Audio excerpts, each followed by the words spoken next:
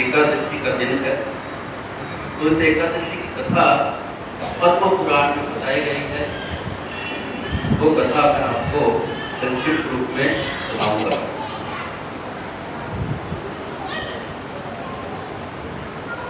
एक साल में 24 एकादशियां आती हैं।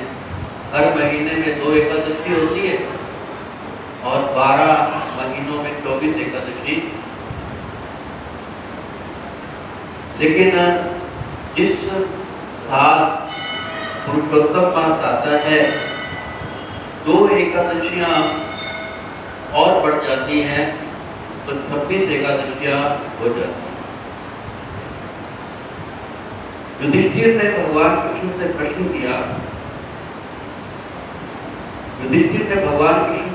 किया मुझे पुरुषोत्तम मास की एकादशी के विषय में बताइए। उसका उत्तर देते हुए भगवान कृष्ण ने कहा, पुरुषोत्तम मास जो एकादशी है 2 एकादशियां हैं। जो पहली एकादशी है वो कमला एकादशी या पद्मनी एकादशी के नाम से जानी जाती है।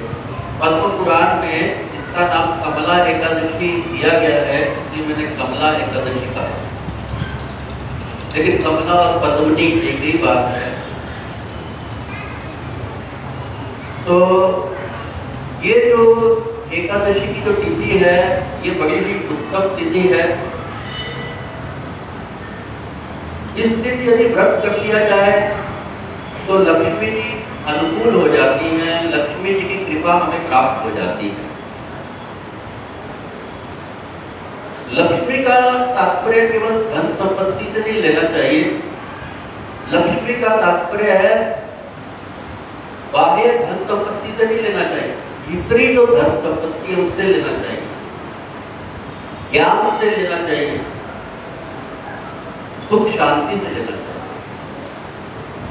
तो लक्ष्मी की कृपा का केवल संसार का धन प्राप्त हो जाए किसी को तो ये कहते कि लक्ष्मी की कृपा है, ठीक है। लेकिन हम देखते हैं कि धन तो बहुत सारे लोगों के पास होता है, लेकिन शांति कितने कम लोगों के पास होती है। तो लक्ष्मी जी की जो असली कृपा है उसको हमें समझ लेना। तो ये लक्ष्मी जी की कृपा कैसे प्राप्त होती है? लक्ष्मी जी की कृपा प्राप्त होती है भगवत भक्तों की सेवा करने से। जब हम भगवान के सही भक्तों की सेवा करते हैं तो सेवा के द्वारा भगवान प्रसन्न हो जाते हैं, और जब भगवान प्रसन्न हो जाते हैं तो फिर उनकी अर्धांगिनी, उनकी भार्या लक्ष्मी जी प्रसन्न हो जाती है। क्योंकि भगवान खुद अपने भक्तों की सेवा करना पसंद करते हैं। जब देखते हैं कोई भक्तों की सेवा कर रहा है तो भगवान इतने प्रसन्न हो जाते हैं, और उनको इतना प्रसन्न देखकर लक्ष्मी जी जो है उस व्यक्ति पर प्रसन्न हो जाती है जो भगवान के भक्तों की सेवा करता है। दूसरा, भागवत पुराण में एक ये भी प्रमाण किया गया है, यदि हम सुंदर स्वभाव को प्राप्त कर लें, अच्छे सद्गुण प्राप्त कर लें जीवन में, तो लक्ष्मी जी हम पर प्रसन्न हो जाती है, उनकी कृपा सदैव हम पर बनी रहती है। यदि जीवन में हमने केवल दुर्गुण सीखे हैं, क्रोध करना, लड़ाई झगड़ा करना, गाली गलौज करना, कलेश करना, यदि जीवन में हमने सीखा है तो फिर लक्ष्मी जी हमारे ऊपर प्रसन्न नहीं होती है। लक्ष्मी जी प्रसन्न होती है जब हमारे भीतर सद्गुण है। और सद्गुण कैसे आते हैं, सुंदर स्वभाव की प्राप्ति कैसे होती है? भागवत पुराण में कहते हैं भगवान कहते हैं, जब सेवया चरण पद्म पवित्र रेणु सत्य अखिला बलम प्रतिलब्धशीलम। मुझे बहुत सुंदर स्वभाव की प्राप्ति हुई है। मेरा जो स्वभाव है भगवान कहते हैं बहुत सुंदर है। ये क्यों हुआ है? क्योंकि मैं सदा अपने भक्तों की सेवा में लगा रहता हूँ। तो जब हम भगवान के भक्तों की सेवा करते हैं तो उससे क्या होता है, हमारा जो स्वभाव है वो सुंदर हो जाता है, अच्छा हो जाता है, हमारे जो दुर्गुण है वो मिट जाते हैं, अच्छे गुण आ जाते हैं और लक्ष्मी देवी जो है हमारे सुंदर गुणों को देखकर हमारे ऊपर कृपा करती है। तो कहने का तात्पर्य है कि हम लक्ष्मी जी की कृपा को कैसे प्राप्त कर सकते हैं। लक्ष्मी जी की कृपा को तभी प्राप्त कर सकते हैं जब हम भगवान को प्रसन्न करते हैं अथवा हम बहुत सुंदर सुंदर सद्गुण को प्राप्त कर लें। लेकिन भगवान को प्रसन्न कैसे कर सकते हैं, सुंदर सुंदर सद्गुणों को कैसे प्राप्त कर सकते हैं, भगवान के भक्तों की सेवा के द्वारा ये कार्य हम कर सकते हैं। तो ये एकादशी, कमला एकादशी जो है वो हमें भक्तों की सेवा पर विशेष बल देती है।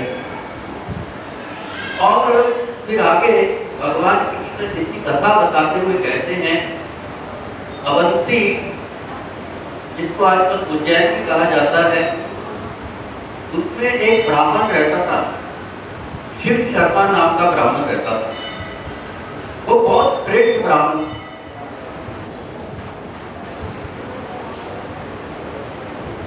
श्रेष्ठ दो प्रकार के ब्राह्मण होते हैं। एक तो वो ब्राह्मण होता है जो केवल कर्म कांड के कार्यों में लिप्त होता है, उसका उद्देश्य है कर्म कांड के जो भी कार्य हैं उनका संपादन करना। हो सकता है उसकी ब्रह्म ज्ञान में, तत्व ज्ञान में कोई रुचि न हो, केवल कर्म कांडों में ही रुचि हो। लेकिन एक वो ब्राह्मण होता है सच्चा ब्राह्मण, ब्रह्म जानाति ब्राह्मण, जो ब्रह्म ज्ञान का अनुशीलन करता है। शास्त्रों में जो उपनिषदों में जो ज्ञान बताया गया है उस ज्ञान का अध्ययन करता है, उस ज्ञान को समझता है, उसको अपने जीवन में धारण करता है और फिर अपने अनुभव के आधार पर शास्त्रों का वही ज्ञान दूसरों को प्रदान करता है। वो जो ब्राह्मण होता है ज्यादा श्रेष्ठ होता है।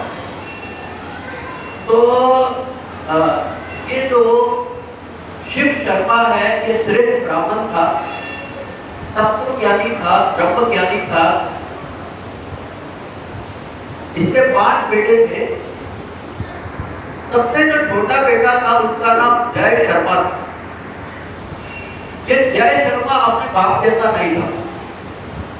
इसका पिता तो बहुत बहुत सुंदर गुणों से युक्त था, लेकिन इसका बेटा जो है इसके समान योग्य नहीं निकला। यह हमेशा गलत कार्यों को करने में इसका ध्यान रहता था, पाप कार्यों में इसका ध्यान ज्यादा रहता था।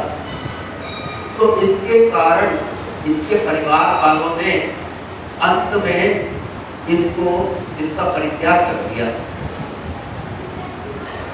तो माता पिता का कर्तव्य है कि वो खुद सद्गुणों से युक्त हो जाए, और जब खुद सद्गुणों से युक्त हो जाए तो अपने बच्चों को भी अच्छे सद्गुण सिखाएं। अब वो सद्गुण सीख पाए न सीख पाए तो अलग बात, लेकिन प्रयास करना चाहिए कि अपने बच्चों को अपने उदाहरण के द्वारा अच्छे गुणों की शिक्षा दे दी जाए। तो ये जो जय शर्मा था ये जब घर से निकल गया तो जंगलों में चला गया। जंगलों में एक उधर भटकता रहा तो फिर ये तीर्थराज प्रयाग में आए। उस समय जो तीर्थ हुआ करते थे प्राचीन समय में इतने भीड़ भाड़ के क्षेत्र नहीं हुआ करते थे, जिनके आसपास जंगल कम ही हुआ करते थे। तो ये वनों में विचरण करते करते तीर्थराज प्रयाग में आया, वहां पर स्नान कर लिया और स्नान करने के त्रिवेणी संगम में स्नान किया। स्नान करने के पश्चात इसको बहुत भूख लग गई, और जब भूख लग गई इसको इतनी भूख लगी बनाने कहाँ जाऊँ, क्योंकि पहले के समय में होटल ढाबे रेस्टोरेंट तो हर जगह हुआ भी करते थे। तो इसने सोचा कि कोई मुनि का आश्रम मिल जाए तो वहां जाके भूख मिटाऊंगा। तो ये आश्रम को ढूंढते ढूंढते एक आश्रम था, हरि मित्र मुनि का आश्रम, उस आश्रम पर ये चला गया। उस दिन कमला एकादशी थी, आज की एकादशी, उस दिन वहां पे उस आश्रम में कमला एकादशी की कथा कही जा रही थी और वहां पे जो भी भक्तजन इकट्ठे हुए थे वो कमला एकादशी के व्रत का पालन कर रहे। तो उनके साथ रहकर ये जय शर्मा ने भी कमला एकादशी की महिमा को सुना और उसके साथ रहकर कमला एकादशी का व्रत कर लिया। फिर रात्रि का समय आया, उस समय कमला लक्ष्मी जी वहां पर आई। उसने जय शर्मा ब्राह्मण से कहा कि जय शर्मा, तुमने तीर्थराज प्रयाग में भगवान के भक्तों के साथ मेरी एकादशी का पालन किया है, इसके कारण मैं तुम पर बहुत प्रसन्न हूँ और मैं वैकुंठ से अपने पति भगवान नारायण की आज्ञा से यहाँ आई हूँ। मैं तुम्हें ये वर देती हूँ कि तुम्हारे वंश में बहुत अच्छी संतान उत्पन्न होगी, तुम्हारे वंश की जो बहुत उचित स्थिति होगी। उस समय जय शर्मा ब्राह्मण का हृदय शुद्ध हो गया था। उसने कहा, लक्ष्मी देवी जी, माता जी, एक आशीर्वाद मुझे ये भी कीजिए, मुझे एक ऐसे व्रत के विषय में बता दीजिए जिसकी महिमा का काम साधु संत करते हैं। जिस व्रत की महिमा को साधु संत निरंतर गाते रहते हैं, ऐसे व्रत के विषय में मुझे बता दीजिए। तो लक्ष्मी देवी ने कहा, ऐसा व्रत तो एकादशी का व्रत है। एकादशी व्रत की जो महिमा है वो सब व्रतों में सबसे अधिक है। जो व्यक्ति एकादशी व्रत की महिमा थोड़ी सी भी सुन लेता है, उसके बड़े बड़े पाप नष्ट हो जाते हैं। तो व्यक्ति को इस एकादशी के नियमों का पालन अवश्य करना चाहिए। एकादशी के दिन लक्ष्मी जी ने कहा कि जो व्यक्ति मेरे प्रभु भगवान नारायण के नाम का जप करता है, सारे देवता उसकी पूजा करते हैं। देवता का भी भारत में जन्म लेना चाहते हैं ताकि वो एकादशी के नियमों का पालन कर सके। जो भगवान नाम का जप है वो घर में किया जाए तो भी अच्छा है, लेकिन यदि किसी पवित्र तीर्थ स्थान पे किया जाए तो उसका और भी अधिक लाभ होता है। जो एकादशी का पारण करता है सही तरीके से, उसको 100 यज्ञों का फल मिलता है। इस व्रत की विधि क्या है? एकादशी के दिन सुबह जल्दी उठना चाहिए, ब्रह्म मुहूर्त में उठना चाहिए, सूर्योदय से पहले उठ जाना चाहिए। सूर्योदय से लगभग 1 घंटा पहले, 2 घंटा पहले उठ जाना चाहिए। ऐसा नहीं है कि एकादशी का व्रत तो कर लिया लेकिन सुबह उठते हम 10 बजे दिन में, ऐसा। एकादशी के दिन हमें सुबह ब्रह्म मुहूर्त से उठकर स्नान करना चाहिए। स्नान करने के पश्चात भगवान विष्णु की आराधना करने के लिए जब जाते हैं उस समय संकल्प लेना चाहिए कि हे भगवान, आज मैं एकादशी का व्रत करूंगा, एकादशी के नियमों का पालन करूंगा, आप उसकी कृपा बनाए रखना ताकि मैं एकादशी का ठीक से पालन कर सकूं।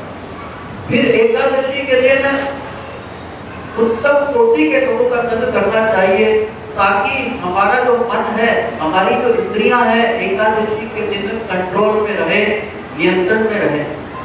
यदि हम रजोगुणी और तमोगुणी लोगों का संग करेंगे तो हो सकता है एकादशी के दिन हमारा भी मन थक जाए, हमारी जो इंद्रियां हैं वो भी हमारे नियंत्रण से बाहर चली जाए। तो एकादशी के दिन हमें क्या करना चाहिए? कैसे लोगों के साथ बातचीत करनी है, कैसे लोगों का संग करना है, इसमें बड़ा सिलेक्टिव होना चाहिए, बड़ा ध्यान से चयन करना चाहिए कि जिसके द्वारा हमारी जो चेतना है वो अपने जो है सही रूप में जिस प्रकार का एकादशी में जिस प्रकार की चेतना हमारी होनी चाहिए उस रूप में ही स्थित रहे। क्योंकि जब हम हर किसी का संग करेंगे और अनाप शनाप बातें करेंगे तो क्या होगा, हमारा एकादशी का जो व्रत है चाहे हमने फलाहार भी किया है तो भी वो भंग हो जाएगा। तो एकादशी के दिन कोशिश करनी चाहिए कि हम जो है ज्यादा से ज्यादा भगवान के नाम का जप करें, कीर्तन करें, शास्त्रों का अध्ययन करें, भक्तों का संग करें। ऐसा नहीं करेंगे तो फिर जो है हमें एकादशी का सही फल नहीं मिल पाएगा। तो एकादशी को संकल्प लेकर इस प्रकार से एकादशी के दिन पूरे नियमों का पालन करना, सब समय भगवान की भक्ति में लगे रहना और फिर रात्रि को भी प्रयास करना चाहिए कि भगवत नाम का सेवन करते रहें। और फिर सुबह जब अगले दिन द्वादशी के दिन उठने के पश्चात स्नान करें। स्नान करने के पश्चात भगवान विष्णु की आराधना करें, उनको स्नान करवाएं। स्नान करवाने के पश्चात उनसे कहें कि हे भगवान, आपकी कृपा से मैंने एकादशी का जो व्रत किया है उस व्रत से आप प्रसन्न हो जाएं। उसमें यदि कोई कमी रही हो तो उसके लिए क्षमा कर दें और आगे से ऐसा सामर्थ्य दे कि मैं एकादशी के नियमों का भलीभांति अच्छे तरीके से पालन कर सकूं। जब हम ऐसी प्रार्थना करेंगे तभी भगवान का जो सामर्थ्य है, ताकत हमें मिल जाएगी और हम एकादशी को अच्छे से निभा पाएंगे। तो इस प्रकार से लक्ष्मी देवी जी यह सब बता को कहकर कि जो व्यक्ति इस एकादशी का पालन करता है, कमला एकादशी का व्रत करता है, उसका वैकुंठ की प्राप्ति होती है। मेरा जो धाम है वैकुंठ वो प्राप्त हो जाता है, सदा सदा के लिए जन्म के चक्कर से मुक्त हो जाता है। ऐसा कहकर लक्ष्मी जी वहां से अंतर्धान हो गई और वो जो जय शर्मा नाम का जो ब्राह्मण था वो अपने घर पर वापिस आ गया। वहां आकर कई तरीके से रहने लगा, करने लगा। तो इस कमला एकादशी के दिन जो व्यक्ति इस एकादशी व्रत का पालन करता है और इस दिन जो एकादशी का महात्म्य श्रवण करता है, सब पापों से मुक्त होकर भगवान को प्राप्त करता है। हरे कृष्ण कृष्ण कृष्ण हरे हरे, हरे राम राम राम हरे।